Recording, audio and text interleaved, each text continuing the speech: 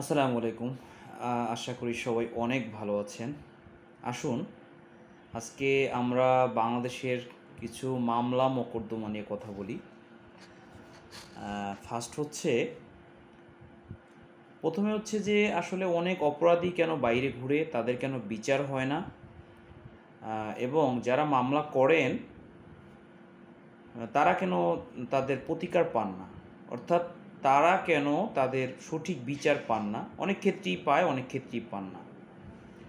এটির মধ্যে সবথেকে আমি ব্যক্তিগতভাবে অ্যানালাইজ করে এটা দেখেছি যে একটি কারণ, এটার সবথেকে বড় একটি বিষয় এখানে হচ্ছে, যদি আমরা মিথ্যা মামলা বন্ধ করতে পারি, তাহলে আমাদের যে প্রচলিত যে মামলা মোকদ্দমা যে হারে যে অনুপাতে বিচার রায় হওয়ার কথা, সে হারে খুব দ্রুত হবে।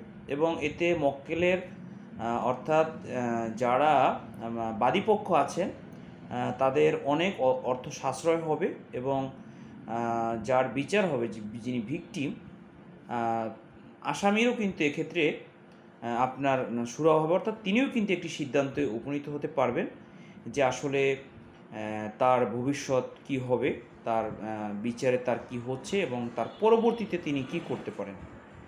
এখন আসলে এটার কোর্ট, জজ বা আদালতকে এটার কোনো উপায়ে এটার দোষ দিয়ে লাভ নেই।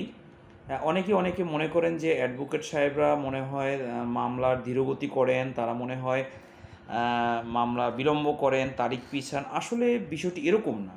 বিষয়টি হচ্ছে, এখন অনেক ক্ষেত্রেই দেখবেন যে মিথ্যা মামলা অনেকে হয়রানিমূলক মামলা দেয়, কোনো অপরাধ না করলেও সেখানে তাকে মামলার আসামি করা হয়।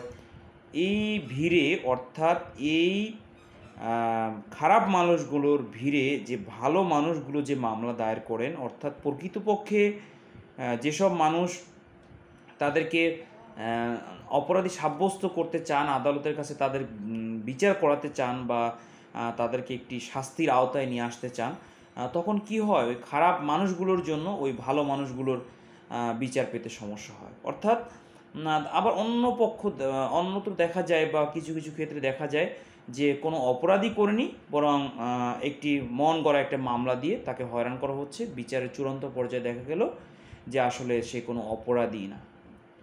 এই ধরনের অনেক বিষয়ের জন্য আসলে জাস্টিফাই করার জন্য এই মামলাগুলো খুবই ধীরগতি হয়।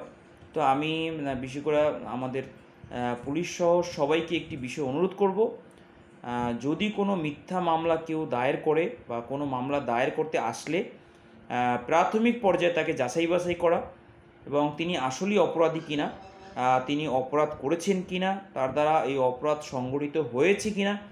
হ্যাঁ, যদি অপরাধ সংগঠিত হয় বা তিনি অপরাধী হন, তাহলে অবশ্যই তার বিচার হওয়া উচিত।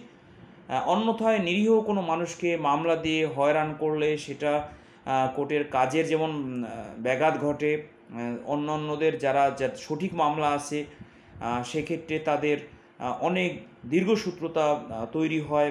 মামলার রায় পেতে তারা দিনের পর দিনে কোর্টে ঘুরেন, কোর্টের বারান্দায় গিয়ে তারা তাদের কাঙ্ক্ষিত ফল পান না, যার ফলে তারা কোর্ট এবং আইনজীবীদেরকে আসলে ভুল বুঝেন। অ্যাকচুয়ালি বিষয়টা হচ্ছে যে এটি সম্পূর্ণ, যদি আমরা মিথ্যা মামলাগুলো রোধ করতে পারি, অর্থাৎ মামলা নেওয়ার আগেই যদি যাচাই বাছাইয়ের কোনো পথ থাকে। তবে এখানে একটু বলে রাখি, মামলা করার অধিকার সবার আছেন, কোর্ট এবং হচ্ছে পুলিশ সবার